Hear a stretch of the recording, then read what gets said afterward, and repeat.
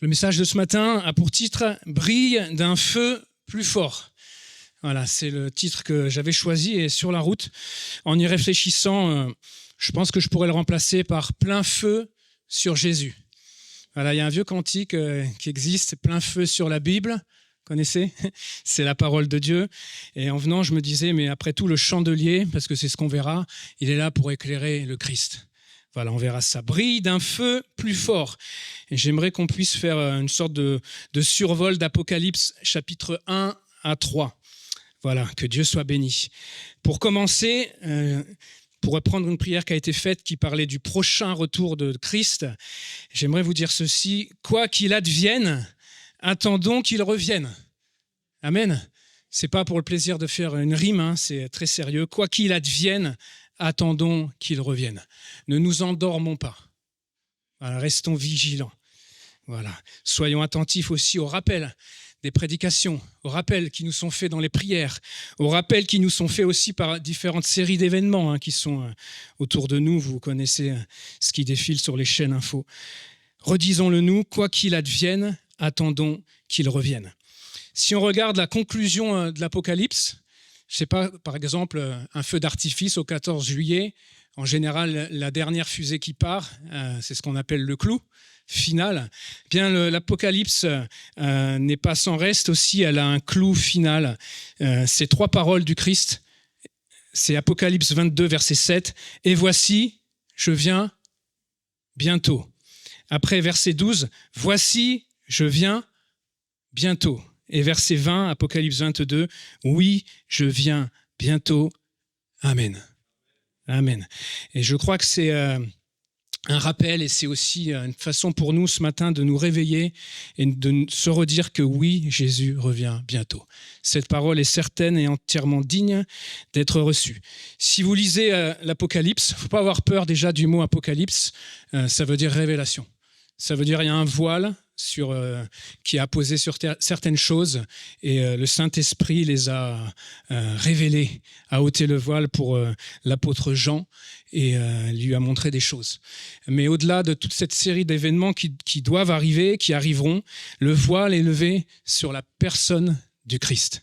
C'est pour ça que le titre du message, je l'ai remplacé par « Plein feu sur Jésus ». Apocalypse chapitre 1, versets 1 à 3. Il y a un commentateur gabelin qui dit que c'est la plus grande vision, celle qu'on va voir ensemble, que des yeux humains aient jamais contemplée. Voilà, Jean qui va voir le Christ. Jean va être saisi par l'Esprit, on va le lire dans Apocalypse 1, versets 10 à 20. Il va avoir une vision du Christ glorieux, le Fils de Dieu. Amen, c'est le Fils de Dieu, qui est aussi le Roi des rois, l'Esprit de la prophétie, mais aussi qui est notre grand prêtre. Et Jean va le voir, on verra ça ensemble, habillé de la tunique du grand prêtre, marcher au milieu de 7 chandeliers, et il apprendra que ces 7 chandeliers, ce sont 7 églises d'Asie mineure, pour qui Jésus a un message. Et Jean va voir Jésus. Et quand Jésus passe au milieu des chandeliers, ce qu'il fait, on le verra ensemble, c'est pas une promenade pour le plaisir, c'est à tout le moins une promenade de santé, c'est-à-dire qu'il passe au milieu des chandeliers que sont les églises et il vient, on le verra ensemble, ajuster les mèches. Voilà, ajuster les mèches, remplir le chandelier de l'huile, l'huile du Saint-Esprit. Et c'est ce qu'il fait. Et c'est ce qu'il fait ce matin au milieu de nous. On lit ensemble. Donc Jean écrit « Je fus saisi en esprit le jour du Seigneur. J'entendis derrière moi une voix forte, pareille au son d'une trompette. Elle disait « Ce que tu vois, écris-le dans un livre, envoie-le aux 7 églises, à Éphèse, Smyrne, Pergame, Thyatire, Sardes, Philadelphie et Laodicée. » Je me retournai pour regarder quelle était cette voix qui me parlait, Mais étant retourné, j'ai vu 7 chandeliers d'or, et au milieu des chandeliers, un être qui semblait un fils d'homme, revêtu d'une longue tunique, une ceinture d'or à hauteur de poitrine. Sa tête, ses cheveux étaient blancs, comme la laine blanche, comme la neige. Ses yeux étaient comme une flamme ardente. Ses pieds semblaient d'un bronze précieux affiné au creuset, et sa voix était comme la voix des grandes eaux. Il avait dans la main droite 7 étoiles. De sa bouche sortait un glaive acéré à 2 tranchants. Son visage brillait comme brille le soleil dans sa puissance. Quand je le vis, je tombais à ses pieds comme mort. Mais il posa sur moi sa main droite en disant « Ne crains pas, moi, je suis le premier, le dernier, le vivant. J'étais mort et me voilà vivant pour les siècles des siècles. Je détiens les clés de la mort et du séjour des morts. Écris donc ce que tu as vu, ce qui est et ce qui va ensuite advenir. Quant au mystère des 7 étoiles que tu as vues sur ma main droite et celui des 7 chandeliers d'or, les 7 étoiles sont les anges des 7 églises et les 7 chandeliers sont les 7 églises. » Voilà, que Dieu soit béni. Déjà, on peut voir ici que la voix que l'apôtre Jean entend est derrière lui. C'est une voix forte, il y a le son de la trompette et il est obligé de se retourner pour voir qui parle. Et ce matin, si on veut discerner qui est Christ, ça nécessite aussi que nous, on se tourne. Voilà, des choses comme ça qui peuvent attirer notre attention dans le quotidien terrestre. Mais ce matin, alors que la voix de l'Esprit se fait entendre, pareil au son d'une trompette, il est nécessaire de se détourner de certaines choses pour entendre la voix. Voilà, comme Moïse qui se détournait du troupeau pour voir cette grande vision quand il y avait le buisson ardent.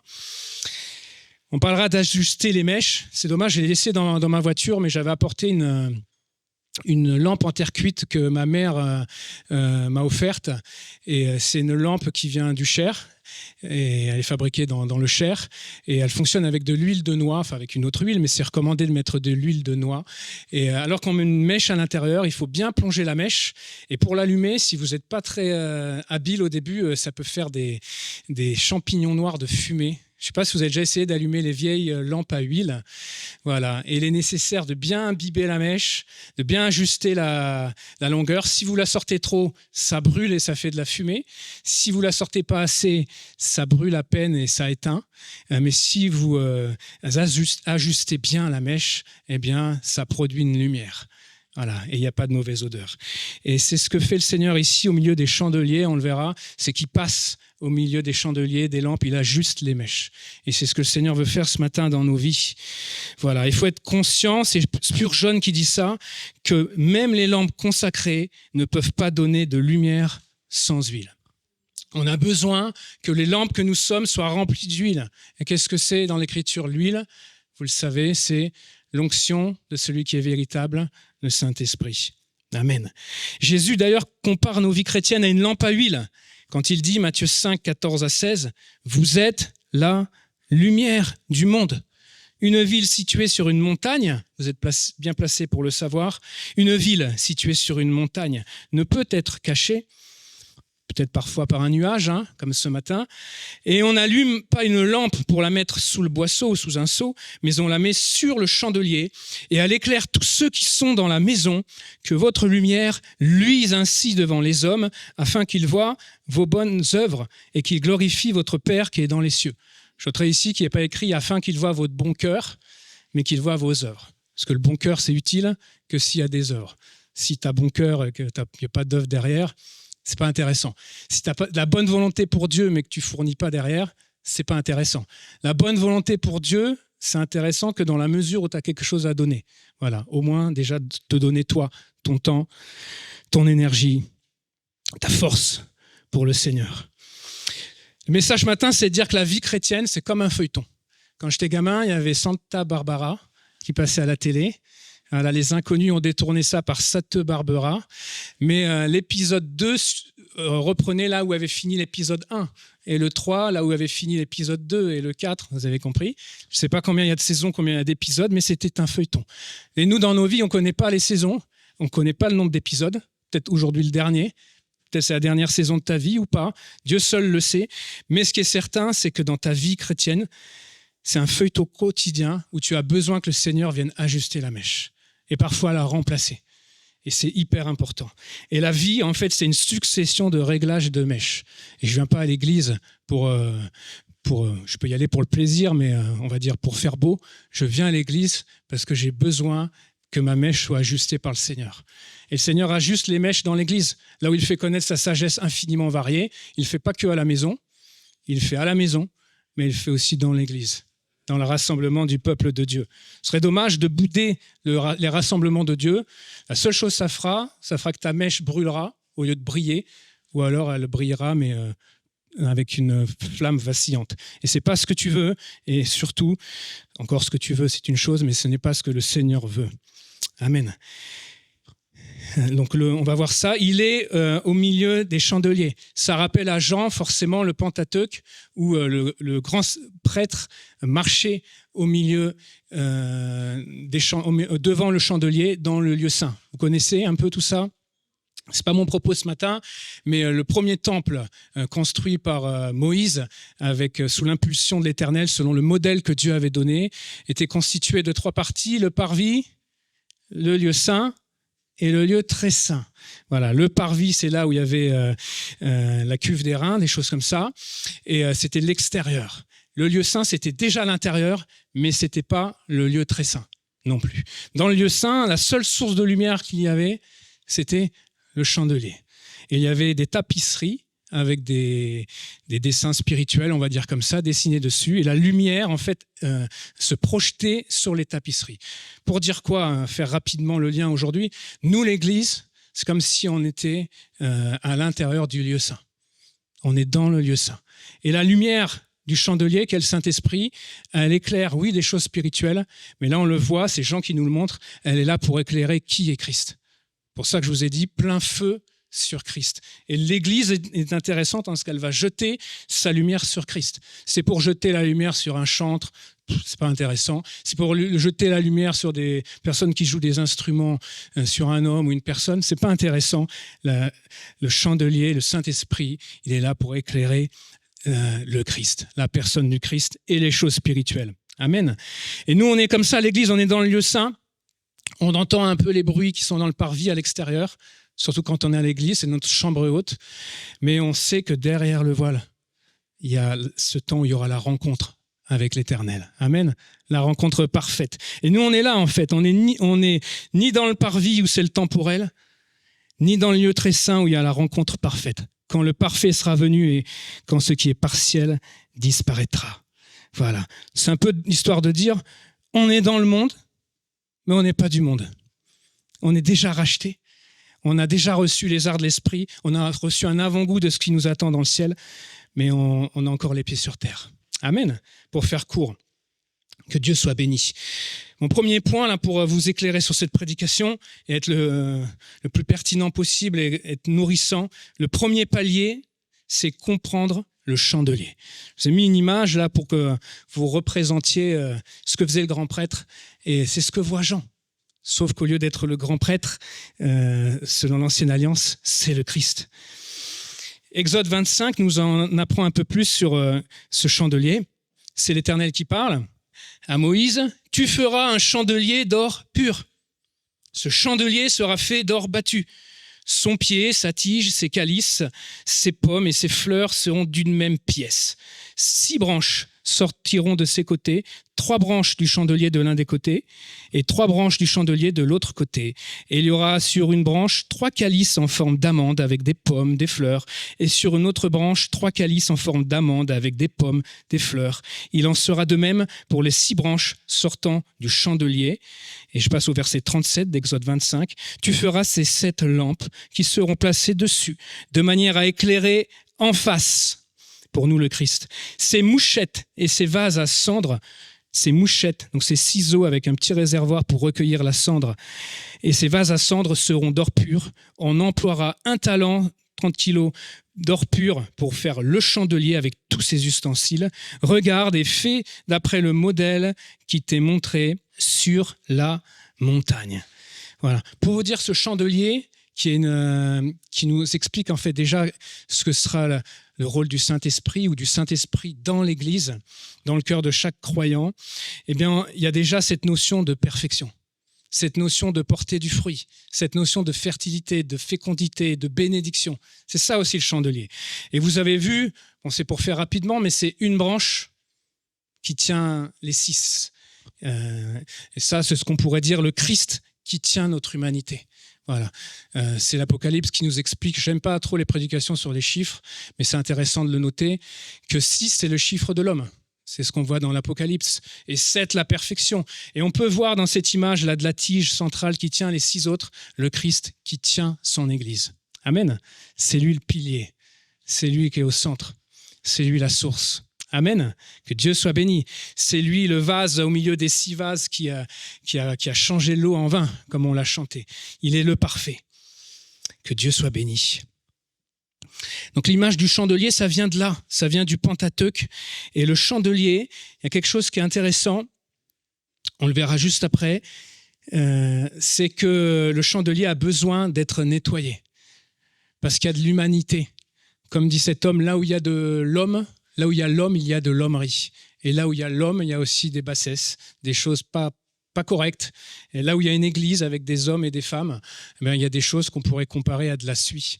Et si nous, on est la lampe sur le chandelier, en tant qu'église, eh bien, on peut avoir dans les conduits de l'église de la suie, des impuretés, des choses qui obstruent, des péchés, quels qu'ils soient.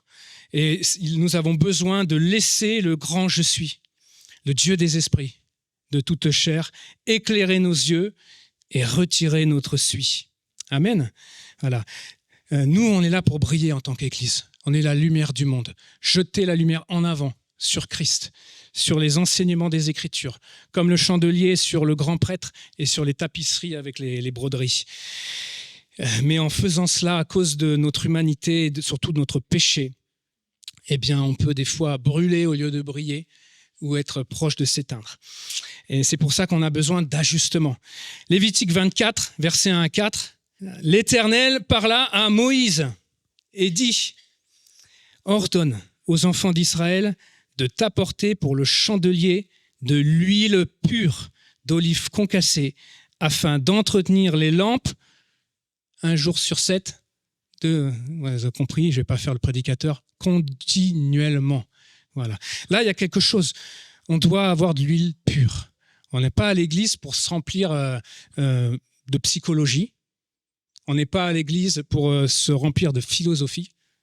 Allez voir à des philosophes pour ça, allez voir qui vous voulez. On est à l'église pour s'entretenir des choses de Dieu. Voilà, si j'ai mal à la dent, je vais chez le dentiste. Si j'ai un problème à ma voiture, je vais aller voir le garagiste. Et pour les choses spirituelles, pour être rempli du Saint-Esprit, je vais devant Dieu et je vais dans le lieu que Dieu a choisi de façon préférentielle pour répandre son Saint-Esprit. Amen. Amen, ça, il faut croire ça. Hein. C'est là où on est ensemble que le Seigneur répand de façon préférentielle son Saint-Esprit. Et on a besoin de l'huile pure du Saint-Esprit. Je ne viens pas à l'église pour autre chose que d'être rempli de l'Esprit et de sa parole éclairée par l'Esprit. Voilà, et c'est continuellement.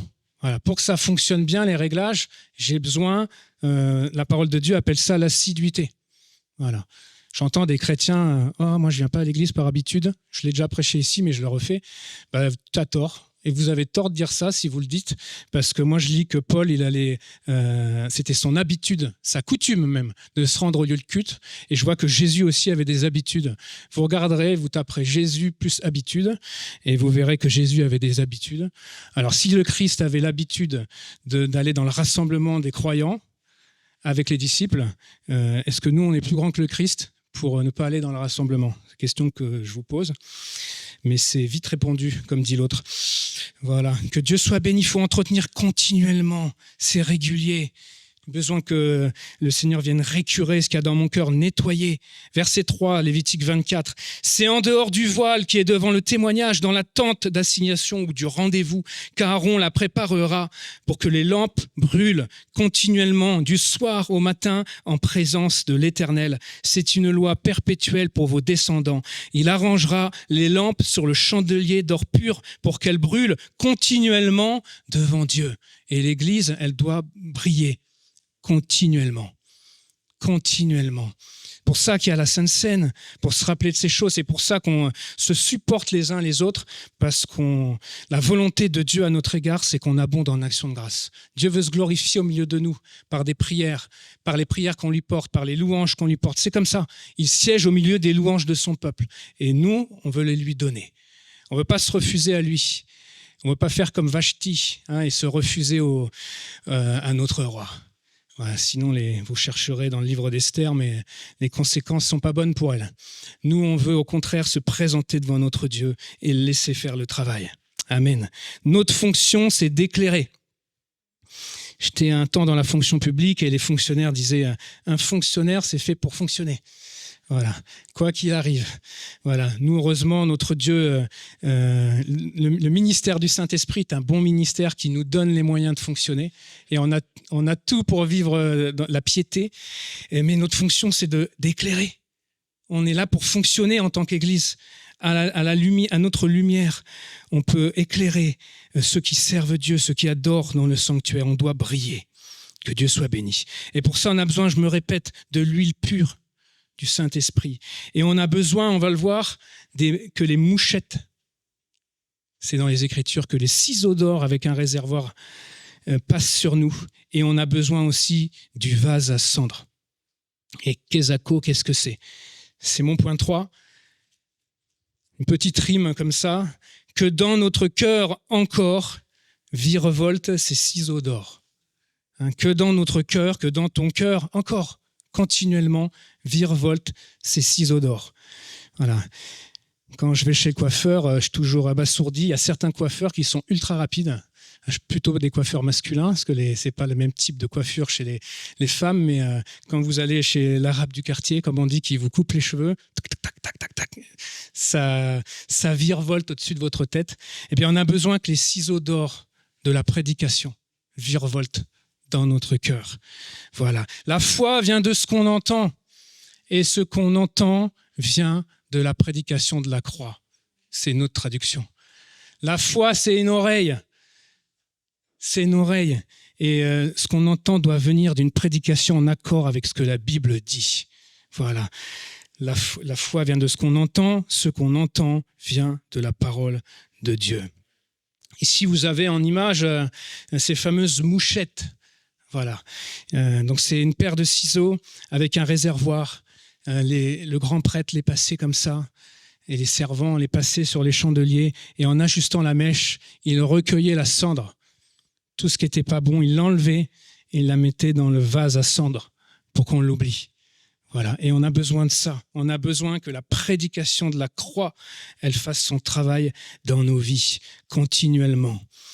Charles Spurgeon écrit « Le prêtre venait verser l'huile sacrée et il retirait les impuretés qui auraient terni la lumière. » Voilà. Et forcément, il y aura des impuretés qui seront là pour ternir la lumière. Et on a besoin du pardon. Pour ça qu'il faut accorder le pardon, sinon ça ne fonctionne pas. On a besoin du grand pardon. Je regardais un économiste, là, Thomas Piketty. Voilà, je ne vous dirai pas si j'ai des proximités au niveau de l'idéologie par rapport à lui, ce n'est pas l'idée. Il expliquait par rapport à la dette de la Grèce qu'il fallait un moment éponger la dette. Voilà. Mais ça, c'est un principe qui est dans la Bible depuis que la Bible a été rédigée. Il y a un moment, les dettes s'accumulent tellement que si vous voulez que le pays retrouve un essor, il faut effacer la dette ou une partie des dettes. Il faut qu'il y ait une remise de dette pour repartir à zéro. Et dans l'Assemblée, si on n'est pas prêt à ce qui est la prédication de la croix, et si on n'est pas prêt à ce qui est le vase à cendre, la remise de dette, le pardon total, sans revenir en arrière, la seule chose qui va se passer, c'est que vous allez vous asphyxier et mourir. Voilà. Vous savez que la Grèce, là, dernièrement, a envoyé le chèque, le restant de ce qu'elle devait à la France, en disant « vous en avez peut-être besoin plus que nous ». C'est la vérité. Vous en avez peut-être maintenant besoin plus que nous. Parce qu'il y a eu la remise de dette, même si c'était partiel, et parce que derrière, il y a eu des efforts qui ont été faits, avec plus ou moins de rigueur, eh bien la Grèce maintenant a pu même donner ce qu'elle n'était pas en mesure de donner dans le passé.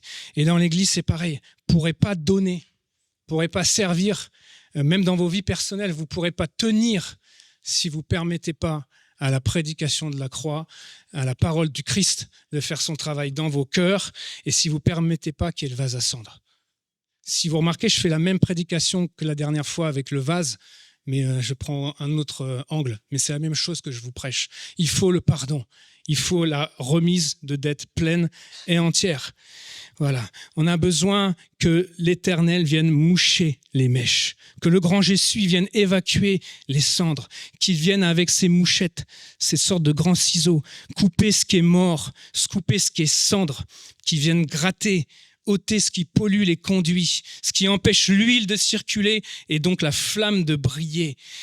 C'est précisément ce que ces ciseaux d'or font. Ils virevoltent dans nos cœurs. C'est l'œuvre de la croix. C'est à la croix que l'on est coupé du vieil homme, que ce qui est mort en nous est retranché comme une forme de circoncision, où la chair est coupée et jetée pour que seule demeure la vie de Christ. Amen. Et c'est ça, être spirituel. Je ne viens pas à l'église pour être charnel.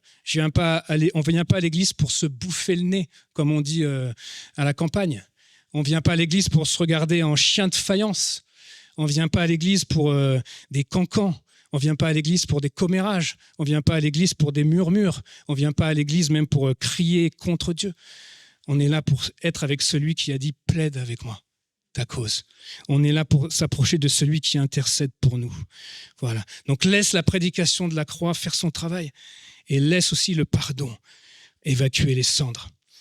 Si tu ne pardonnes pas, tu ne seras pas pardonné non plus.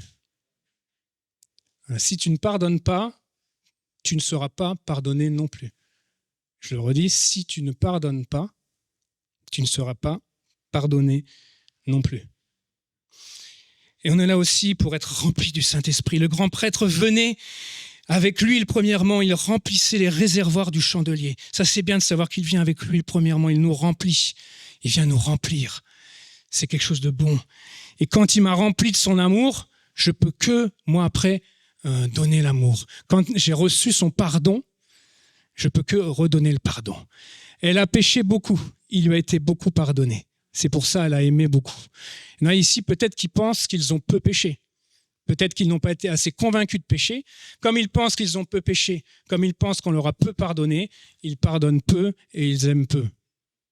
Mais si on est conscient qu'en fait on est pourri jusqu'à la trogne et que le Seigneur nous a pardonné nos péchés, il nous a pardonné notre nature pécheresse, il nous a donné une nouvelle nature, il a pardonné les actes que nous avons commis, il nous a lavés dans son sang. Si on comprend ces choses-là, si on comprend qu'on a été aimé, on va aimer à notre tour et on n'aura pas de difficulté à pardonner.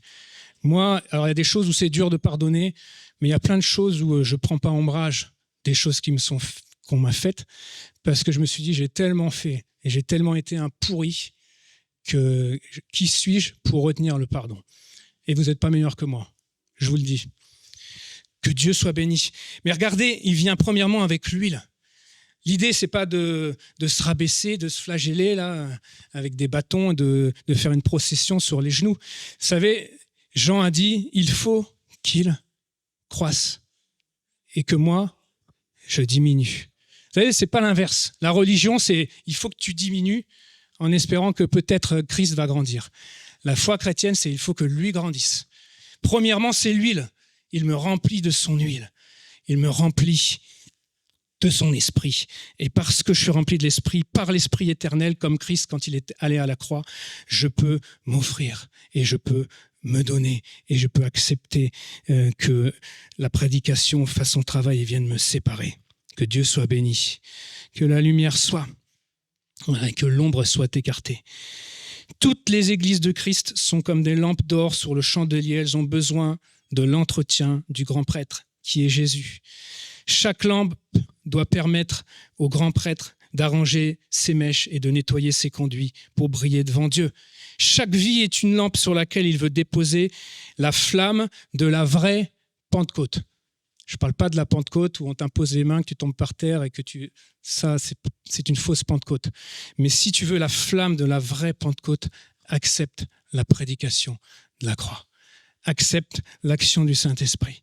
Voilà. Comprends que tu es une lampe sur laquelle le Seigneur veut déposer sa flamme. Comme le vigneron, pour garder cette image, passe le sécateur dans la vigne pour couper les sarments qui sont secs, qui ne portent pas de fruits. les mouchettes passent sur nous pour couper tout ce qui ne porte pas de flamme, tout ce qui n'a plus de jus. Les mouchettes sont l'image de la prédication de la croix dont nous avons besoin. Voilà. Rappelez-vous aussi, les lampes étaient ornées de fruits, des pommes, des amandes, de fleurs. Et nous sommes aussi invités, parce que le Seigneur va faire son travail en nous, à porter le fruit de l'esprit. Voilà. Et le fruit, c'est extérieur. Moi, j'en ai marre qu'on réduise le christianisme à une attitude de cœur. Oui, l'Éternel voit au cœur, mais il regarde aussi les actes. Et il veut qu'on accomplisse les œuvres préparées d'avance. Et oui, il regarde au cœur, mais il regarde aussi à nos actes. Et le fruit, c'est pas de l'intériorité.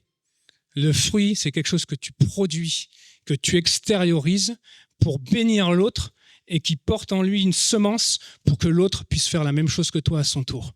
Amen. Josué s'est levé, il a entré, et le peuple s'est levé, il a entré. Il faut porter le fruit. Voilà. Et laissons pour ça le Saint-Esprit agir en nous. Les ciseaux d'or, c'est la prédication de la croix, mais qu'est-ce qu'elle ça dit? Et ça, on le voit, chapitre 3. Déjà, si vous examinez chaque lettre qui est envoyée aux églises, Apocalypse 2 et 3, il y a quelque chose qui est bien, si on exclut la Odyssée, c'est que ça commence toujours par une parole d'amour. Ça commence toujours par un encouragement. Ça commence toujours par le Seigneur qui dit « Je connais ». Voilà. C'est en cela qu'on reconnaît également qu'un don spirituel vient de Dieu.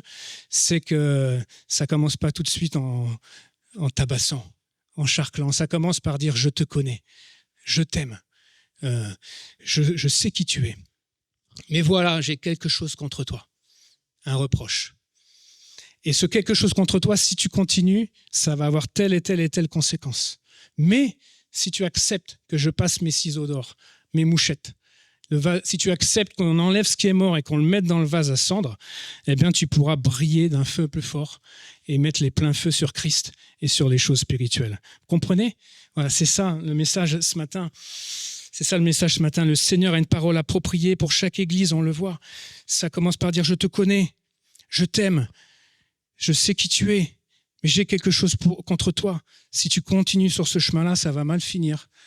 Il va y avoir telle et telle conséquence, mais si tu te reprends, si tu appliques telle et telle solution, voilà quelle est la bénédiction qui sera attachée à ton ressaisissement dans la foi. » Amen. À Éphèse, il dira « Ranime le feu du premier amour ». Alors c'est Donald G. qui dit à chaque âge ses joies. Il dit que quand on est jeune chrétien, on a la joie expultrice du jeune croyant. Voilà, le nouveau converti, tout feu, tout flamme, qui sautille, sautant et louant Dieu dans l'assemblée. Voilà, mais tant mieux. C'est ses joies par rapport à son âge et ses débuts dans la foi. Puis quand on vieillit, on peut avoir toujours une joie même plus grande, mais qui s'exprime différemment. C'est pour ça que le vieux ne va pas mépriser le jeune, puis le jeune aurait bien tort de mépriser le vieux, parce que la joie s'exprime différemment. Mais ici, il est écrit « Ranime le feu du premier amour ». Voilà, ça me fait penser au psaume 51 « Rends-moi la joie de mon salut. » Voilà. Où est la joie de ton salut? Est-ce que tu es toujours sautillant quand tu arrives à l'église? Ou est-ce que tu te dis encore que ça va être barbant, que ça va être pénible, même d'entendre la prédication de la croix? Moi, je lis que les commandements de Dieu, ils ne sont pas pénibles. Voilà. À Smyrne, il dira « Mais que ta flamme demeure vive malgré la tempête de la persécution. » Voilà. Il y a des persécutions, il y a de l'opposition, mais que ta flamme demeure vive. Et le remède, c'est toujours « Sois rempli du Saint-Esprit, sois rempli de la parole de Dieu. » À Pergame, il dira, je paraphrase, « Laisse-moi passer la mouchette de ma parole, l'épée aiguë à 2 tranchants de ma parole. Reviens à la parole, reviens à la doctrine, pas à des folies de prédicateurs sur Internet, et arrête dans ton service de copier les idolâtres et les impudiques. » Voilà, on n'est pas là pour copier le monde. Voilà, si le monde peut nous copier dans les bonnes choses, c'est bien. Voilà, on n'est pas là pour copier, on n'est pas là pour faire venir dans l'Église des façons de faire de l'extérieur, on s'en fiche. On est là pour faire les choses intentionnelles, parce qu'on l'a décidé. Voilà. Vous savez, il y a une étude qui dit, quand vous offrez quelque chose de chaud à quelqu'un, vous attirez dans 80% des cas sa sympathie. C'est pour ça qu'une boulangère, même quand elle n'est pas avenante, quand elle vous donne un pain chaud, vous ne pouvez pas vous empêcher de l'aimer un peu quand même. Et il y en a qui ont appliqué ça dans l'église, mais par stratégie, et qui se sont dit, on va offrir des cafés chauds pour un peu mettre un peu de comprenez? Voilà. Mais si c'est ça la motivation, c'est pas bon.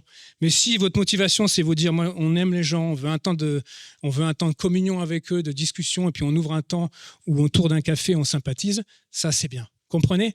Voilà, on n'est pas là pour mettre dans l'église des méthodes, des choses comme ça qui viennent de l'extérieur. Ça, c'est ce que la Bible appelle des feux étrangers. Non, nous, on veut vivre simplement, être rempli du Saint-Esprit, suivre la parole et faire les choses avec simplicité de cœur. Comme il est écrit aussi dans le livre des Actes, je dis à ma façon, en arrêtant de se prendre la tête. Voilà, avec simplicité de cœur, ça veut dire en arrêtant de se prendre la tête. Vous connaissez ce chant-là, jeunes et vieux ? Se prendront la tête ensemble. Aïe, aïe, aïe, aïe, aïe, aïe. Non, mais blague à part, je reviens au sérieux. On a besoin d'être simple. Attire, le message c'est « Laisse-moi te couper de l'enseignement de la femme Jézabel qui empêche ta flamme de briller. Replace-moi au centre de ton culte pour que le feu reprenne. » Voilà, un appel à retourner à la doctrine. À Sardes, il dira « Tu es presque éteinte. Tu as l'apparence de la vie, mais tu es morte parce que tu n'as pas été vigilante. Repens-toi, rappelle-toi de ce que tu as déjà reçu et entendu. Tu es dans ma main et je te dis, reçois ma parole. Entends ma parole, garde ma parole. » Voilà. Là, ça parle d'une église ou peut-être d'un chrétien qui ferait les choses comme par automatisme, qui va à l'église comme on pointe à l'usine, qui fait les choses machinalement. Alors, c'est bien d'avoir des habitudes, mais on veut, nous, avoir des habitudes avec la flamme de l'esprit, comme le Christ qui avait des coutumes et en qui l'esprit agissait sans limite. Que Dieu soit béni. À Philadelphie, la parole, c'est celle-ci. « Tu as gardé ma parole. Tu brilles bien. Continue de briller plus fort. Je viens bientôt. Retiens ce que tu as reçu. » Ça aussi, c'est une idée fausse qu'il faut soulever. On a l'impression que quand on s'approche de Dieu, il va toujours falloir qu'il nous montre quelque chose qui ne va pas. Ce n'est pas forcé. Des fois, le Seigneur peut simplement nous encourager. Et si vous regardez Philadelphie, c'est un peu question de ça. Voilà. C'est un prédicateur qui disait qu'un homme lui avait donné une parole. Et la parole, c'était « Tu es comme un arbre planté près d'un courant d'eau et tu portes ton fruit en ta saison. Ton feuillage reste toujours vert. » Et le prédicateur demande à la personne « Mais c'est quoi la suite ?» Et la personne qui lui a donné la parole dit « Non, ça s'arrête là. » On n'est pas forcé le Seigneur ne veut pas forcément toujours nous mettre un coup derrière, une petite claque derrière la tête pour nous redresser. Non, des fois, simplement, le message, c'est « Je t'aime. Tu es mon fils. Tu es ma fille. Tu es aimé sans condition. » Voilà. Pour ça, il ne faut pas mépriser un don spirituel où il n'y aurait que ça, par exemple. Je t'aime, tu es mon fils, tu es ma fille, tu es aimé sans condition. Il y a quand même un avertissement, je viens bientôt. Continue, persévère, lâche pas. Je viens bientôt, retiens ce que tu as reçu. Amen. J'aimerais bien que ce soit ce que le Seigneur nous dise ce matin. À Laodicée, il dira, ta flamme baisse. Et donc du zèle, repens-toi. Moi, je reprends, je châtie tout ce que j'aime. Laisse-moi te transformer. Accepte de moi que je fasse passer de nouveau les mouchettes et le cendrier et que je te remplisse de mon esprit. Amen. Et la question ce matin, c'est celle-ci en fait. C'est si le Seigneur devait nous dire quelque chose en tant qu'Église, quel serait le message ? Et si vraiment on entendait ce que le Seigneur avait à nous dire, comment est-ce qu'on le recevrait ? Est-ce qu'on accepterait de se tenir à son écoute ? Est-ce qu'on accepterait d'être nettoyé, purifié, dégagé de notre suie, S-U-I-E spirituel, coupé de nos œuvres mortes? Est-ce qu'on accepterait de se débarrasser du vieil homme qui se corrompt par les convoitises trompeuses? Je vais vous soumettre une parole qu'une sœur m'a donnée, qu'elle n'a pas osé donner à l'Assemblée. Je ne vous dirai pas d'où elle est. Je vous le livre à la lumière de tout ce qu'on a échangé, puis vous l'examinez. Vous regardez ce qui est bon, vous retenez ce qui est bon. Ça dit ceci, mes enfants, je vous aime, dit le Seigneur. Vous êtes comme un troupeau égaré, sans direction, comme sans berger. Mes enfants, laissez-vous conduire. Je suis le bon berger. J'ai conduit mon peuple dans le désert comme un troupeau par la main de Moïse et d'Aaron. Laissez-vous conduire. J'ai suscité des conducteurs, mais c'est moi qui vous conduis au travers d'eux. Laissez-vous conduire et vous verrez ma gloire. Voilà. Moi, je pense que c'est ça que le Seigneur a à dire à son Église, assemblée de Dieu de sa voix. Je vous laisserai juge. Là, si on revient à notre texte, Jésus a mené à bien son service de grand prêtre dans les 7 églises d'Asie mineure décrites dans l'Apocalypse. Et le but, c'est qu'elle brille plus et qu'elle fasse la lumière sur sa personne. Voilà. Et moi, dans tous les cas, je suis rassuré parce que quand il s'adresse aux églises, il dit « Je te connais ». Il y en a à qui ça fait peur quand Dieu lui dit « Je te connais ». Parce qu'ils ont des choses à se reprocher. Mais moi, je suis content quand Jésus me dit « Je te connais » parce que j'ai rien à lui cacher. Et c'est rassurant pour moi. Et quand je vois comment il prend soin de chaque lampe, de chaque mèche, moi qui ne suis qu'une mèche, je dis merci Seigneur. Amen. Que Dieu soit béni. Voilà, je l'ai dans mes notes, c'est pas ici, mais je vais le placer là. Il n'y a pas le mot mèche dans le Pentateuque. Que un prophète qu'en parle. Le mot mèche, en fait, n'apparaît pas. Il est implicite, mais il n'apparaît jamais. Et ça nous parle de quoi ? On ne doit pas nous apparaître. Nous, on est juste la mèche. Ce n'est pas la mèche qui est importante, c'est la flamme. Et c'est la lumière faite sur Christ. Amen. Et moi, je veux juste m'effacer, comme la mèche. Je veux qu'il y ait plus de flamme et que moi, je m'efface pour que lui soit vu. Amen. Mon dernier point, servons l'Éternel avec crainte et joie, comme si c'était la première fois. Je vous laisse admirer, c'est un Rembrandt. Voilà, l'adoration des bergers. J'ai choisi parce qu'il y a ce clair-obscur qui est propre à Rembrandt.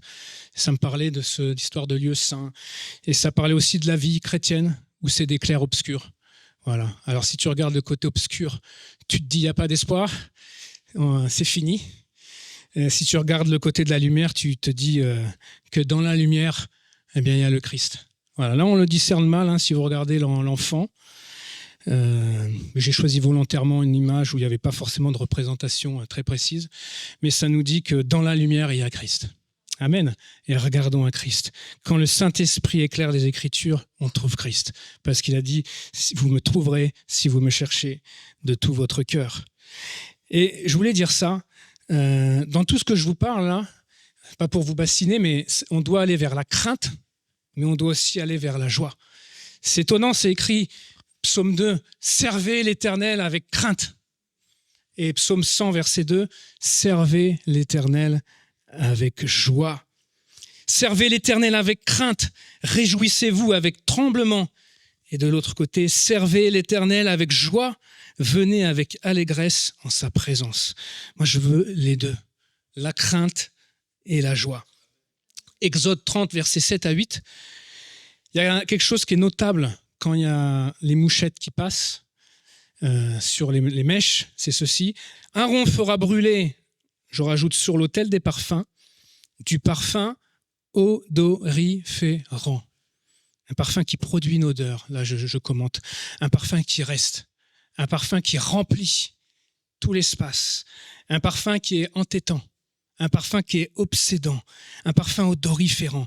Il en fera brûler chaque matin lorsqu'il arrangera ou préparera les lampes.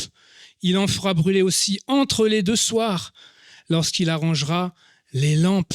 C'est ainsi que l'on brûlera à perpétuité du parfum devant l'Éternel parmi vos descendants. Là, c'est intéressant, c'est que alors qu'il y a ce travail du grand prêtre, en même temps, il y a du parfum. En même temps, il y a de la louange.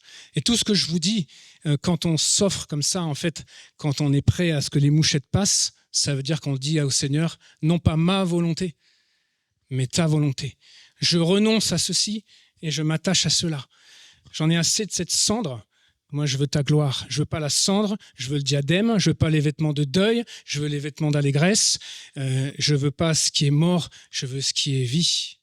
Voilà, c'est ce que le Seigneur veut pour nous. Et quand on a cette attitude de cœur, eh bien, ça se fait dans la louange. Ça se fait dans l'action de grâce. Oui, j'ai la crainte parce qu'il y a les ciseaux d'or qui passent dans mon cœur, mais j'ai cette joie parce qu'il y a la lumière, parce qu'il y a la louange pour Dieu, parce que ça sent bon.